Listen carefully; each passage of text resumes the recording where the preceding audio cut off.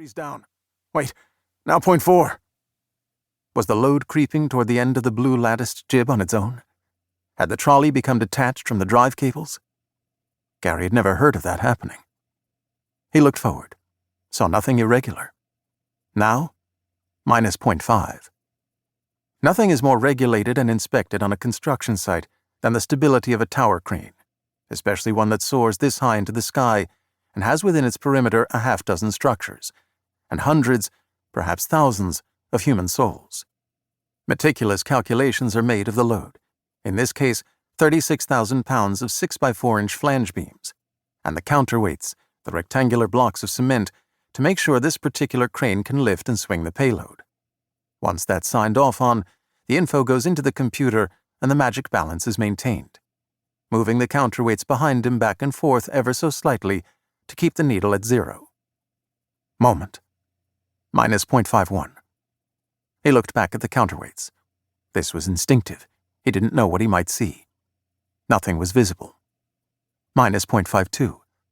The blaring continued. Minus 0.54. He shut the alarm switch off. The accompanying indicator flashed warning, and the moment imbalance messages continued. Minus 0.55. The super said, "We've hit diagnostics and don't see a sensor issue." "Forget sensors," Gary said. "We're tilting." Minus 0.58. "I'm going to manual." He shut off the controller.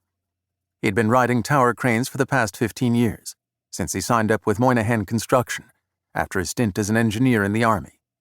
Digital controls made the job easier and safer, but he'd cut his teeth operating towers by hand, using charts and graphs and a pad attached to his thigh for calculations, and of course, a needle balance indicator to get the moment just right. He now tugged on the joystick to draw the load trolley closer to center. Then switching to the counterweight control, he moved those away from the tower. His eyes were fixed on the LMI, which still indicated moment imbalance forward. He moved the weights, totaling 100 tons, farther back. This had to achieve moment. It was impossible for it not to. But it did not. Back to the front jib. He cranked the trolley closer to him.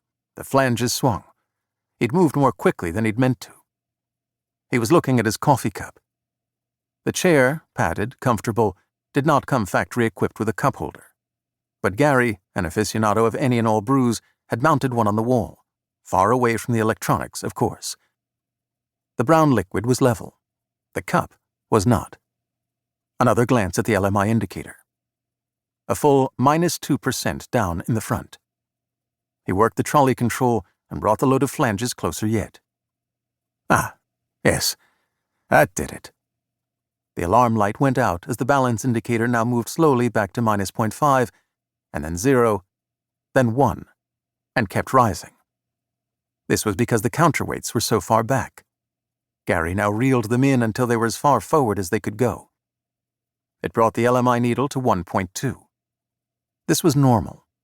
Cranes are made to lean backward slightly when there is no weight of a load on the front jib, which should, at rest, be about 1 degree. The main stability comes from the massive concrete base. That's what holds it upright when there's no balancing act going on. "Got it, Danny," he radioed. "Stable, but I'll need maintenance. Got to be some counterweight issue." "'Kay, I think Will's off break." Gary sat back and sipped his coffee, replaced the cup, listened to the wind. It would be some minutes before the mechanic arrived. To get to the cab from the ground, there was one way and one way only. You climbed the mast.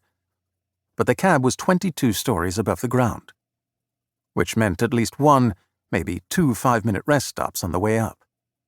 Guys on the site sometimes thought if you were a crane operator, you were in lousy shape, sitting on your ass all day long.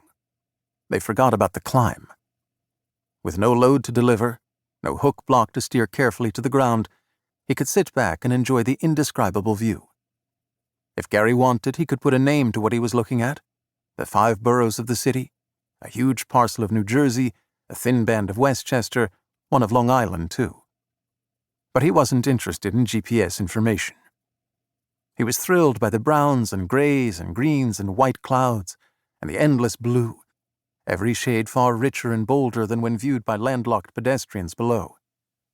From a young age, Gary had known he wanted to build sky.